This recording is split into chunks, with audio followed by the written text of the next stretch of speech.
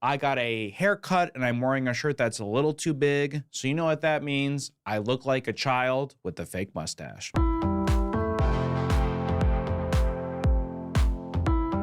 Welcome back to my weekly podcast production vlog. I'm really excited to chat with everyone this week. And also, I just wanted to thank everyone who subscribes and likes the videos and comments and stuff. I've had a really good experience, frankly, doing this. And yeah, it's fun chatting with people. A shout out to just the people that are commenting. I like responding to some suggestions that people have about podcast stuff. There's a few people who commented because we were talking about trailers last week, that they like trailers that have little clips of what the show is going to be. And I found that interesting because I think as a lazy editor, anytime that suggestion is given to me, I'm like, oh crap, I don't want to have to comb through hours and hours of footage for realistically like 15 seconds of audio. But I don't know, people pointed out like you're giving us a slice of the show when you do that. So it's helpful to hear little excerpts. I think maybe part of the issue with it is, and like this is trailers in general, not just like podcast trailers, is sometimes I kind of feel like it's just can be it's not the perfect depiction of the show. It can be like misleading. Sometimes if it's like 5 funny jokes, I assume it's going to be a really funny show. And then you listen and you're like, oh, that was just the 5 funny jokes from the first 2 episodes. But that's what they have. That's what else are you going to do? I did 5 bad jokes. I did 5 boring things. You see why I get so conflicted with this? But I will say I appreciated, honestly, it was a needed perspective. And I now feel more like open to in future trailers doing something like that, because several of you pointed out like, I like that because I'm getting to like pop in for 15 seconds and see kind of what the show's about. So I honestly think it comes down to me being a lazy editor. And when something like that is suggested, I just go, God damn it, this is going to take 5 hours. So anyway, that was cool. Thank you for people for commenting. Just in general, a lot of love for Try Month 2, people being very nice about that. So keep commenting. I'll keep responding to as many of them as I can. And if you're not subscribed, but I don't know the number off the top of my head, I'm going to guess most of you are. Subscribe, and just so you don't miss anything. Let's get into the biz. That was weird. So, Try Month. This week's episode, Try Month, comma, Our Close Friends, 3. Not that this is the 3rd Try Month, but this is the 3rd time I've done an episode like this where I have booked a ton of fan favorites all on a single episode, and they pop in for 5 to 10 minutes throughout the entire episode. For those of you who have been watching me document the Tri-Month experience for Hollywood Handbook, it is stressful. It's very stressful for me. And I'm sorry if it's kind of like, I'm like, is showing people behind the scenes making them like kind of bummed? Like, am I showing them too much? But I don't know. I don't think so. So this episode specifically was extremely stressful for me. I'm going to fully double down. Sorry, gang. For a few reasons. As I described over and over again, but probably most recently in the last vlog, guest confirmed, rescheduling to April and later dates. Another huge name, sorry to tease, confirmed for April. So it was just getting so close with that last episode of the month I had. It was funny because initially I only had the last episode of the month confirmed. And then throughout March, it inverted where I had everything confirmed but the last episode of the month. So then I kind of toyed with the idea with doing, Old Faithful of booking a bunch of my favorite and the fans' favorites on one kind of gigantic episode. And I really enjoyed it. We had on 9 freaking people. Just to put that in a little bit of a different, perspective for you, that is over 2 months worth of guests for a single episode. And they all came on in hyper specific times. A lot of like duos and stuff. It wasn't 9 people over an hour and a half. But we had on Broden and Zach from Auntie Donna, one of my favorite groups of all time. Clea Duvall, Andrew T. and Tawny Newsome, Brett Morris and Ben Rogers, Sarah Sherman and Carl Tart. Man, it was a lot of work. So here's my thoughts. Going to be completely honest with you here. I think the episode turned out great. I was really happy with the edited episode. Here's where I got frustrated, I guess. And this is a flaw of me as a producer and person, one might argue, is I conflate the amount of effort I put into something with how successful it should be. So because this episode specifically, not only booking the 9 people, but the weeks and weeks leading up to it, trying to get so many people on and confirming and canceling and rescheduling and the dozens of people just straight up not responding. For me, mentally, just internally, the pressure got higher and higher and higher just with how much time I ended up spending on this episode specifically. And then, of course, the thing I decided was like, okay, let's get a ton of people on, which then also made even more pressure for myself. And so it was complicated because, again, it was a great episode. Everyone crushed and was really funny. But because of how much time I spent on this episode, I drove to the recording, and I would say an hour before the episode and the entire episode and a little bit on the drive back, my heart was racing. I was so incredibly nervous for some reason. And I couldn't really articulate it why to myself in the moment. And then I kind of realized on the drive home, I was like, oh, I, for some reason, put way too much pressure on myself because of how much time I spent on this episode. So then that's like, I would say part 1 of Kevin good, bad producing, gray area producing, toxic, you could argue. Way too much pressure for a fun comedy podcast. That combined with another Kevin flaw, which is things that should be maybe more on a graded scale, I put on a pass-fail grading system. And so an episode like Tri-Month, Our Close Friends 3, again, a ton of fan favorites, all really funny. I think I edited the episode really well, and people, commenters, fans seem to really enjoy it on Reddit, on Patreon, on Discord. Multiple people texted me about how much they enjoyed it. I would say a pretty beloved episode from, a lot of parties.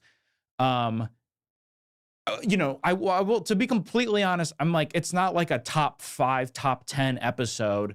What if I kept going up? That'd be so rude. Top 40, 400 episode. No, it was a really, really good episode. But like what I just described, the amount of time that I spent on it, I drove to that recording thinking like, this is it, dude. This is a top 3. Because of all of the hours and days and weeks you spent, this is going to absolutely fucking crush.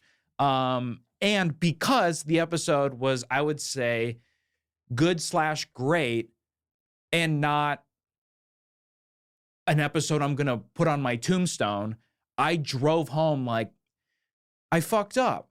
I did not do a good job producing the show, and people are going to hate it, and the guys don't like it, and the guests didn't like it. And man, I did a really bad job. And so I I blame that on the unnecessarily high pressure I put on myself for a fun comedy show that I work on. And so I could kind of like, it took me a few hours, frankly. I feel like at midnight, after listening to the edited version and going like, no, you know what, this is pretty good.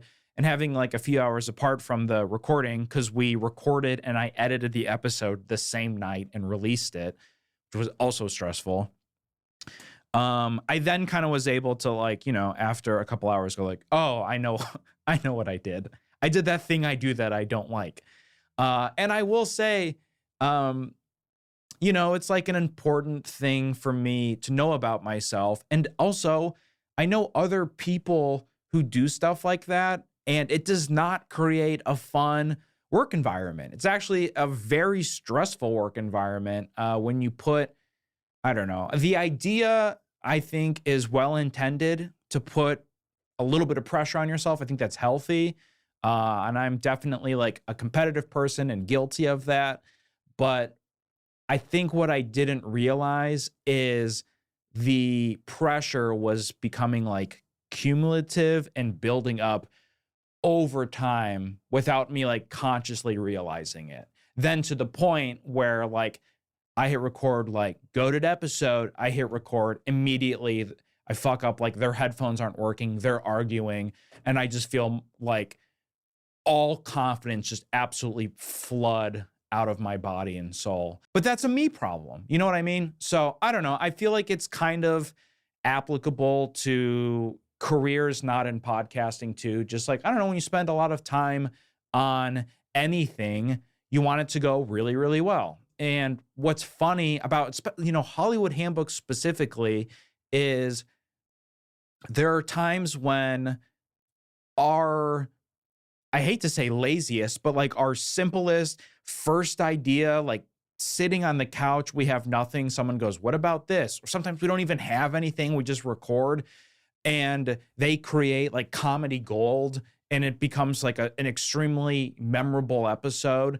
An episode I saw getting mentioned this week or last week, the pro version, like the second or something pro version, where the guys wrote my Tinder profile. There was no like prep in that. I think I just told them I was on Tinder, and one of them was like, let's just write his bio. There was no like weeks and weeks of prep. They're just, extremely talented writers and improvisers and did it on the spot. My point is,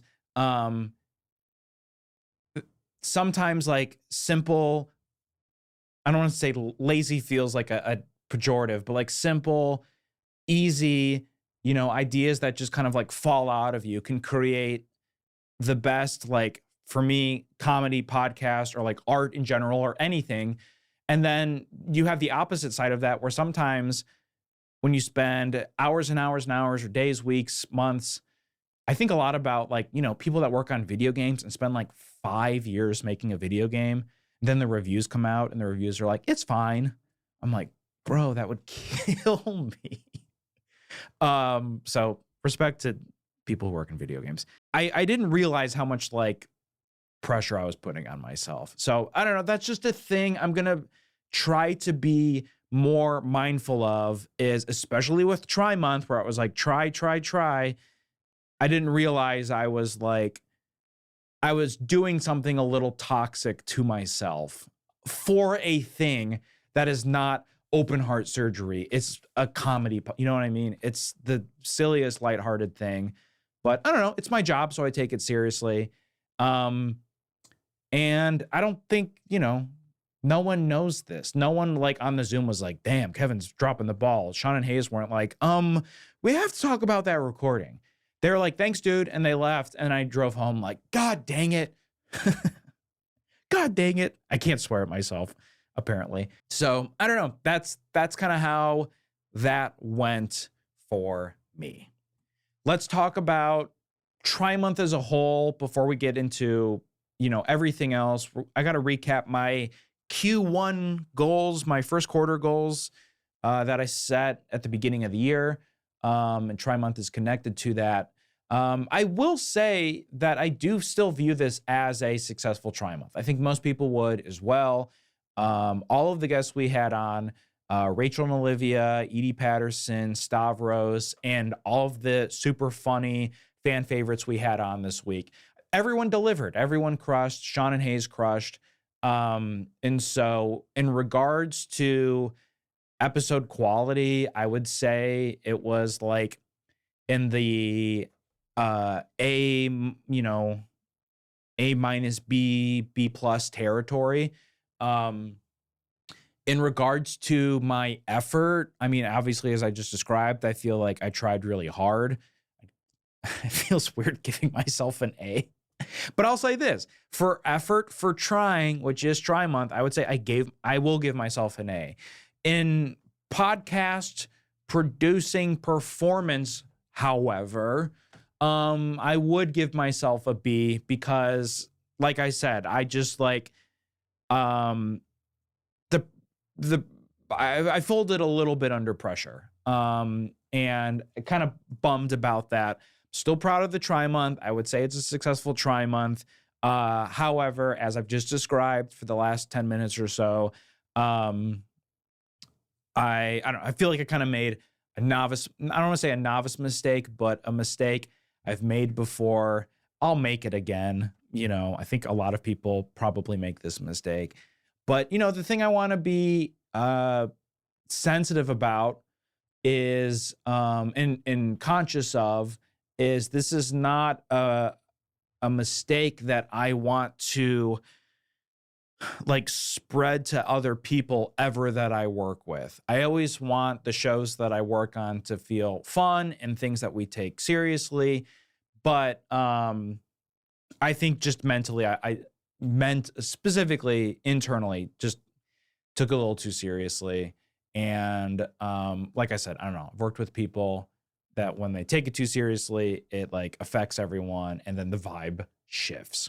So just a thing I want to be, mindful of as like a completely transparent performance review for myself. So I'm going to, B plus, A minus. That whole territory is how I feel for Tri-Month. One thing that you can't argue is numbers. And one of my goals was the Patreon, trying to get a $1,500 bump from $37,000 a month to $38,500. This was fascinating to watch. I talked in the early videos about how many people subscribe annually and how that really messes with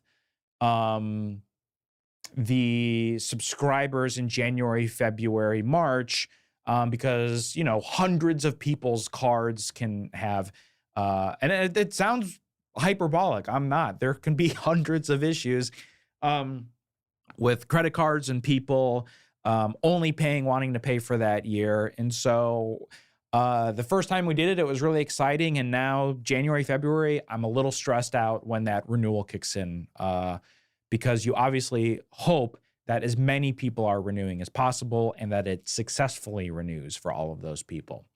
So therefore, I was a little nervous about setting a financial goal in the middle of this fluctuating period. And it was really fascinating to watch because it went up and up and up. We were like, 37K, 37,300, 37,400, 37,500. I think we hit 37,800 before a dip. There was a pretty significant dip a couple weeks ago, maybe a month ago, where it was like 37,850. And then a day later, it was 36,000. We lost $1,000 just like overnight. And I think that was part of what I was just describing of the annual subs, and that, not kicking in for everybody. And I was so bummed because I felt like I was I felt so confident that I was like, I'm going to hit it. I'm going to hit the 1,500. I almost said the hard work's paying off, but I feel like after everything I just said, I want to be careful about. equating hard work to success. But we were getting closer and closer and closer, and then that dip happened. However, this is not my first rodeo. This is like my 4th year with the guys independent. So I've seen this happen several years in a row where this drop occurs. So even though it was disappointing to see, I wasn't shocked. And I am excited that as of tonight, we are currently at $38,100. So that feels incredible because I can't think of the last time we hit 38K. Now, what's interesting is like 2 years ago, I believe roughly, we were at like 42,000 a month. So obviously it has dropped, I feel, pretty significantly over the last 2 years. But we have been kind of circling around 36, 37K, pretty consistently plateaued for the last year. The bump that we saw was because of the Filthy Ones, the new baseball show with Hayes Davenport, Carl Tart, Greg Gallant. It launched last week or 2 weeks ago, maybe technically 3 by the time this vlog comes out.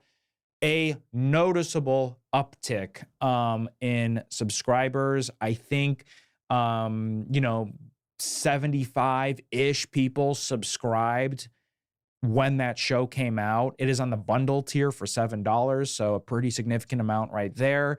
And then another noticeable amount of people upgraded their tier from the pro version tier or the Flagrant Ones tier to the bundle tier. So over the last 2 weeks, we did see a noticeable bump in subs, which I think got us to the 38K that we are at now. Also, I want to shout out a great clip that Zach Turner, our social media editor and editor of this very blog, made of Carl Tart doing this hysterical impression of Harold Reynolds, I want to say his name is. Zach, correct me if I'm wrong. And it killed on TikTok. I think it's at like 8,000 likes right now. It was super funny. Carl's hysterical. We've posted a ton of clips of the show, which I'm very excited about. And I think like that clip, I'm sure we got some subscribers because of that. And so, kind of it's a recurring thing I've been talking about of like how social media does not guarantee that more and more people are going to listen to the show, but it certainly helps with the brand. It helps, like, I don't know, if 5 people pay for it that day because they saw that clip and thought it was funny. Hell yeah, I'm going to take that. So I'm feeling good about Filthy Ones. We're going to keep it going weekly, hopefully throughout the entire baseball season. And what else? I'm going to talk about some other Patreon stuff later in the stream. One other thing I want to talk about is I kind of teased last week that Extra, codename Extra, for one of the new shows that I'm working on, was going to be launching it soon. I think the network did a very smart move of pushing it just a little bit, a couple of weeks. Why? So that the hosts can all do a few podcasts to promote the show that ideally all come out the week the show is coming out. I thought that was a very, very smart move from the network, and I 100% agree with it. The more shows you can do to promote your podcast, the better. And I think trying to front load them so they all kind of come out around the same time, I have seen, in my personal experience, be very successful for shows. So plus it gives me a little more time to edit and produce and record stuff. But I want to spend that time, I would say 80% of that time, booking them on various shows. That's in the works right now. And editing maybe the first 2 episodes or so. So, yep, that's the latest with that. I am very excited about that. And, hopefully we'll have more updates and can share more transparently about the show when it comes out. And that's kind of everything in the past. And let's go over now, before we get into the future. In my very first vlog, I set several goals, mostly for, I would say, 3 umbrellas: Hollywood Handbook, Extra and Mental. Extra and Mental are two new shows that I'm working on. Handbook is Handbook, obviously. I set these goals, and so let's now discuss what they were and if I achieved them. The first goal for Hollywood Handbook was improving episode quality. I was going to do this through Tri-Month and through by getting ahead on my bookings. I think sometimes when things are last minute stressful, that's when I don't know. It's hard to talk about because I don't want to make it sound like the last minute bookings are bad episodes. But I don't know. I'm not going to get like John Hamm the night before a recording. So episode quality, I feel like I did achieve. I think, like I said earlier, this was a successful Tri-Month. People really enjoyed it. And for the most part, I think I was a few weeks ahead, sometimes 2 or 3 weeks ahead, but regularly 1 to 2. And I should clarify, this wasn't that 1 or 2 episodes were banked at all given times. It was that 1 or 2 were always confirmed. I'm going to talk about that more with my Q2 goals, but it provides such a comfort, takes such a weight off my chest, knowing that, okay, I know this week we're recording with this person, this week we're recording with this person, blah, blah, blah, blah, blah. And I think that is definitely connected to episode quality. You can also spend more time, sitting on brainstorming, pitching, marinating on premises where you're like, should we do that with this person? Maybe a day or two later, you're like, no, let's not do that. Even though a lot of those pitches, are pitched the day of the recording, I think they're definitely thought of for days, if not weeks before the recording. So, and I think that process really starts once the person is confirmed. So episode quality, definitely feel confident that I achieved that. The other goal was the financial goal of a $1,500 bump on the Patreon. Did not achieve that.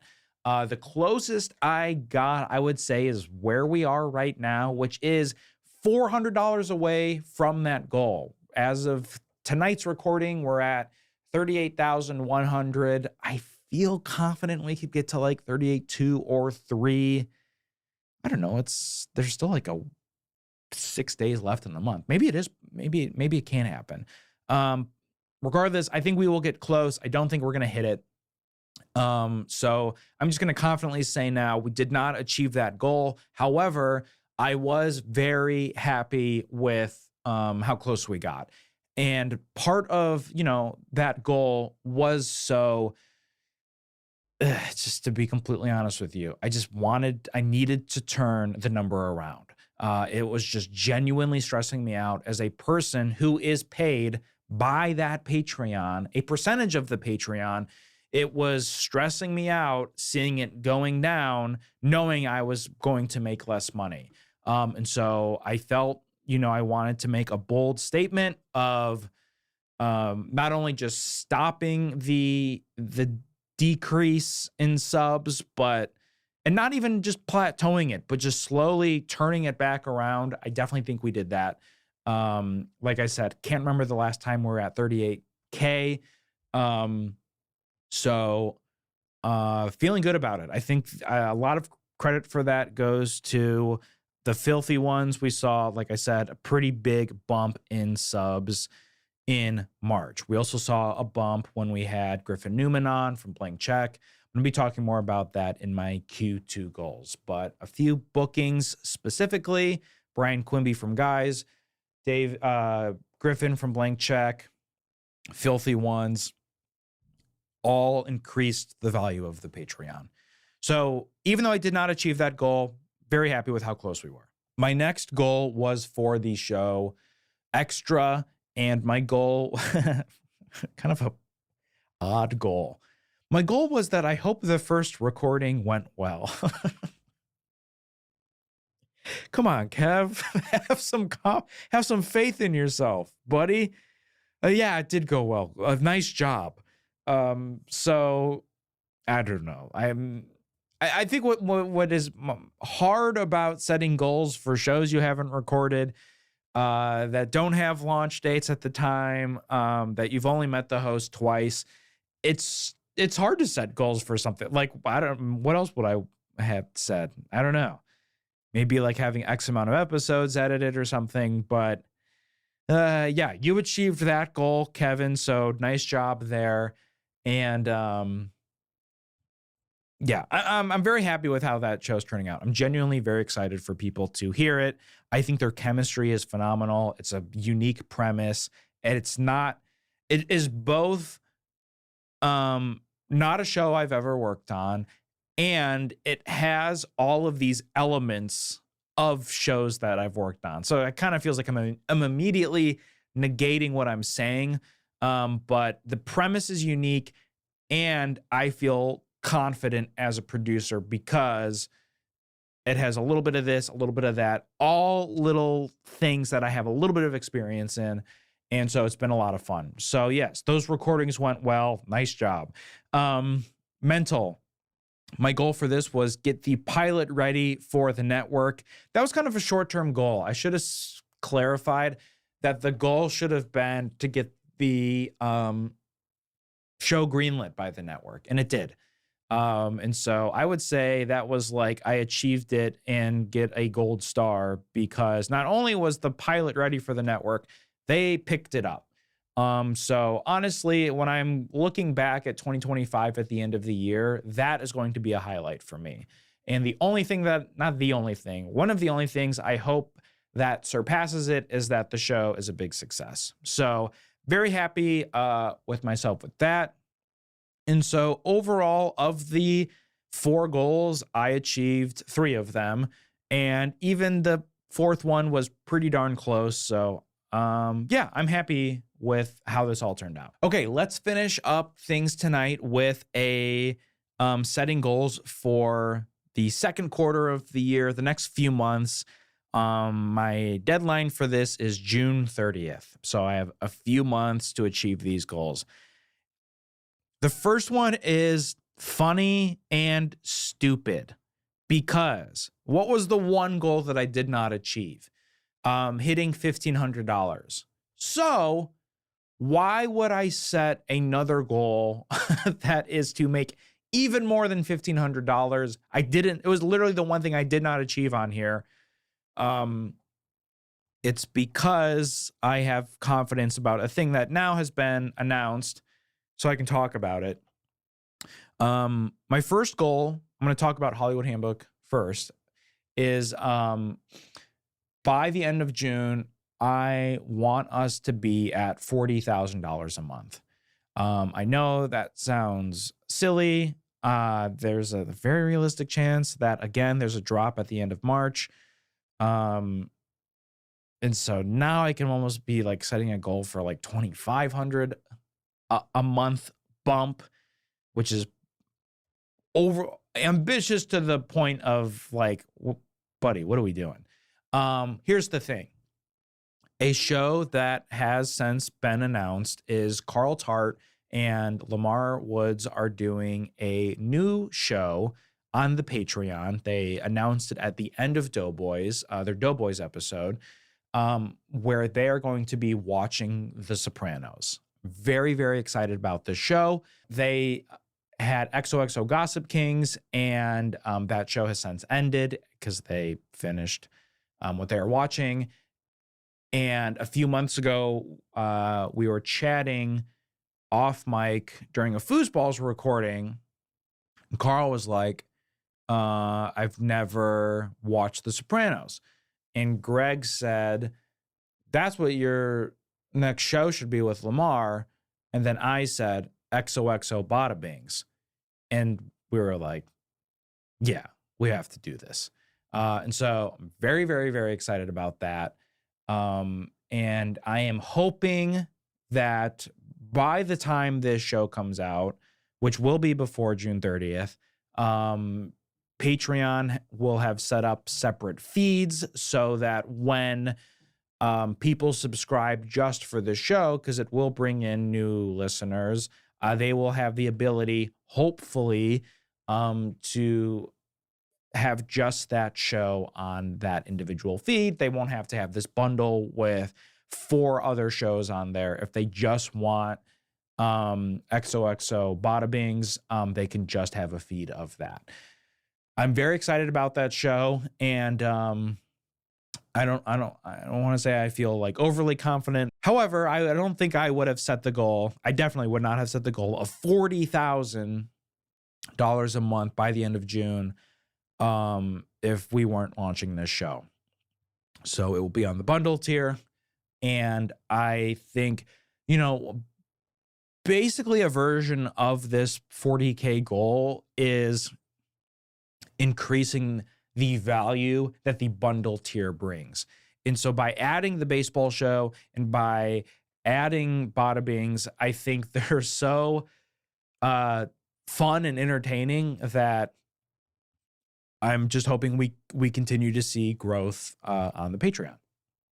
So that is one goal, is, the probably overly ambitious 40K. 2 other goals are both guest related. I want to try to be, this is overly ambitious too, and I should lower this, but I'm just going to say it. I want to have, for Hollywood Handbook, 5 guests confirmed. Not at all times, but at a certain point, I would like to, in the next 3 months, look at my next month and say, this person's confirmed for this day, the next week confirmed for this, the next week for this, next week, for a full month. And then maybe the following month, depending how many weeks are in the month, I just want to look at an entire month and say, every guest is confirmed. It, like I've said over and over again, it helps so much. And I have some people confirmed already, so it feels possible for April. But if I can't get it, I'm not going to get all of April. But if I could get like the end of April through May all locked in, I would feel so good. And I don't know, it would be impressive for me. So I would love to have at one point 5 guests banked for Hollywood Handbook.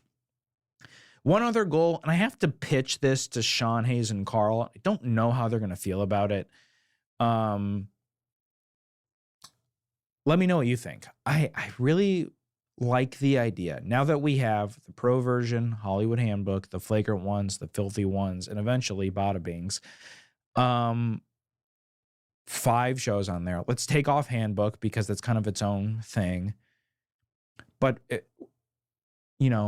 soon we will have 4 weekly shows on the Patreon. A strategy that I have, and I saw it work when we had Griffin on, when we had Brian on, is when we're smart about the guests that we have on the Patreon, we see a noticeable bump in the Patreon. However, I don't want to all of a sudden have, the pro version, which I think what we like about it is it's just the 3 of us and it's 30 minutes and there's not the pressure of a guest. I don't all of a sudden want to start having guests every week. I don't even want to have guests like twice a month on that show. I think it would just change the show entirely. So what I would like is my idea is, of those 4 shows, if they each had 1 guest a month, I think that could help grow the Patreon.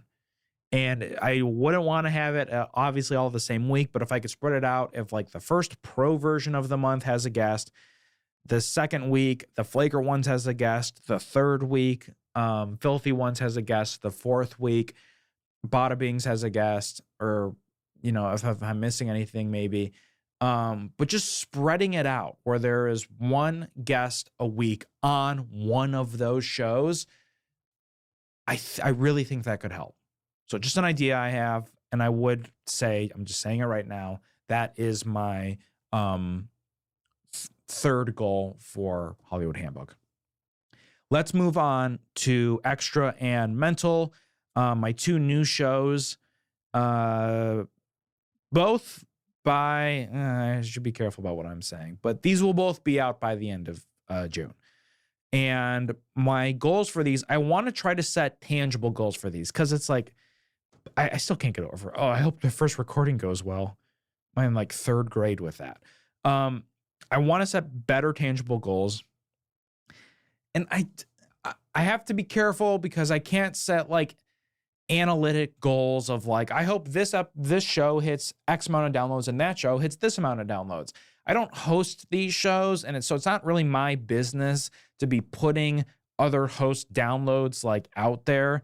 The only reason I'm so comfortable talking about the Handbook Patreon is because that is a public number. Everyone has access to that. These new shows and other even podcasts, for the most part, don't have their numbers public. I think that's just because that's like on the insights and analytics section of these websites where we upload stuff to. The only one that really is like YouTube, and you can't hide that. So my point is, I can't for either of these shows set goals of download goals. If I do, at least I couldn't share them publicly. Now, I feel indifferent about the podcast charts.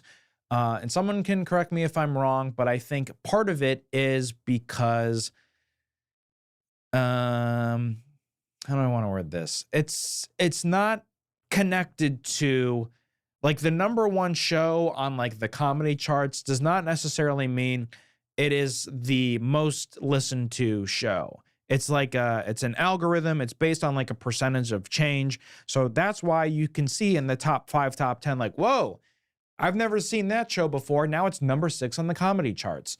It has 2 episodes. Well, it saw a 20,000% growth. And so therefore it shot up in the charts that are measured by that sort of growth. And there are some things of like those shows that are in the top 3, 5, 10, whatever, often are very popular shows that their downloads are extremely strong and the shows do make a ton of money. But that doesn't mean like number 1 has the most amount of downloads, number 2 has the second most amount of downloads. That's not how it's measured. So that being said, I feel cautious setting any sort of goal that is like podcast chart related, because I've seen people brag about this shit. I'm like, you're bragging about a thing that's like, you just released a podcast and then you're like, I'm number 1. It's like, you're number 1 in a very specific thing and you should be proud of it. But I think people don't understand it.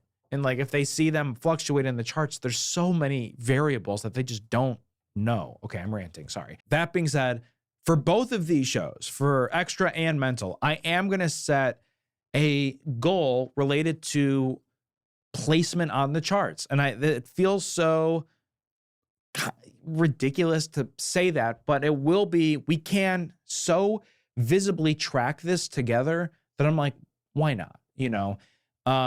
So my goal for both of these is at one point, and it probably will be in the first month, I would like for Extra and Mental to get to at least number 20 in the comedy podcast top 200 chart.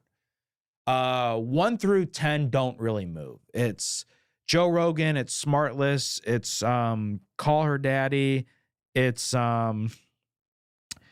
like Bert Kreischer, Two Bears stuff, Bad Friends. I got these like tattooed. Kind of those like bro-y stand-up stuff, like, and then who else? Like Bill Burr. Is it called Giggly Squad? I know Sean saw it live recently. Oh God, wouldn't it be awesome if I just named all 20 of them? I probably could. My point is, those don't really move. And so even if we crush and have a better launch than I'm even planning for, I don't think we're breaking top 10. I will be pleasantly surprised if we do. So how do we do that? I have two separate goals now for each of these. It's pressure. I gotta stop saying pressure. It's not the pressure. It's an emphasis. It's an emphasis on the launch of the show. For Extra, my now second goal with this show is I want the hosts to do total, so not each of them, 5 guest spots on 5 different shows. So there's a few hosts. I want each of them to do 5. I think that's not realistic. But if, each of them could do 2 or something, maybe 3, I think that really sets us up for success. I mean, it's like I said earlier, it's why we're pushing the show a little bit for that reason, so that we can get the word out as much as we can. So first goal with Extra, top 20 in the comedy charts, guesting on 5 other shows. I don't really right now at this moment have specific, goals, because the show will already be out. So I don't want to be have 3 episodes edited for this or that. I really might right now, my thoughts with it are 2 things that are so easily measurable. Let's move on to mental. I'm sorry. Before we do, I also want to be, this is level 2, level 3 producing is I want to be really strategic about cross promo. So can we get an ad of the show on, let's just say right now, I'm doing this goal live. I'm going to do it live for both of these shows. I want to get an ad of the show on 3 podcasts outside of the network. I think that would be extremely helpful. So if they can guest on 5 shows, and if we can get a cross promo ad read on 3 shows outside of the network, I think that would be extremely helpful. For mental, same thing. I want the show in the top 20. Realistically, if it happens, it'll be the first few weeks. It might grow and get there, but we'll keep an eye out on that. This host is always extremely game, probably the most game host that I've worked with, and it's part of why I like working with him, to guest on as many shows as possible. Because of this, and because I know this about him, and because he has so many connections, my goal for him is I want him to do 7 podcasts that come out. It doesn't all have to come out the week of the show. It could be 2-3 weeks. But before we launch that pilot, I want him to have done 7 other shows. It sounds like a lot. It sounds like a lot to ask of a producer. It is, but I know him, I trust him, and I know he would do something like that. And I think that's realistic. And one other thing related to the show, I haven't really talked too much about the details publicly. There is a guest element that I think will help the show. By June 30th, I want to have booked, not even record. The dream would have recorded. I want to have 5 big guests confirmed for the show by the end of June 30th. By the end of June 30th. By the end of Q2. So end of June. So that's it. I like these goals. I think these are all very transparent. I guess I understand why I was a little vague with Extra and mental for Q1, but Q2, I think these are all very measurable goals. I really hope the only one that seems overly ambitious to me, once again, is the Patreon number for Hollywood Handbook. However, I'm hoping by the things that I described earlier, it could set us up to be in a position to, even if we don't hit it, to get close and in the ballpark. I would love to be in the ballpark. So that's how I'm feeling right now. These are my goals for the next few months. We will be checking in. I don't want to do a weekly check-in on the goals because I think that will be boring. But we'll obviously be checking in throughout now and then and see how it goes. So that's it, everybody. I apologize if it seemed like I was being too hard on myself with Try Month. Just was trying to be candid about a thing that I was like kind of struggling with, but I am proud of it, and I think it went, very well. And yeah, very excited about the next few months. And man, it'll be interesting to see like what goals we're setting for the fall. Hopefully we can just continue um seeing success and seeing great things with the show. Thanks again for everyone for watching this. I'm going to keep saying this. I genuinely enjoy doing these vlogs so much. I look forward to it. I kind of hate saying this because it sounds bad, but sometimes something will happen. I'll be like, man, that's going to be so good to talk about on the vlog. So I really enjoy chatting with you guys. Thanks so much. And I will check in with you next week.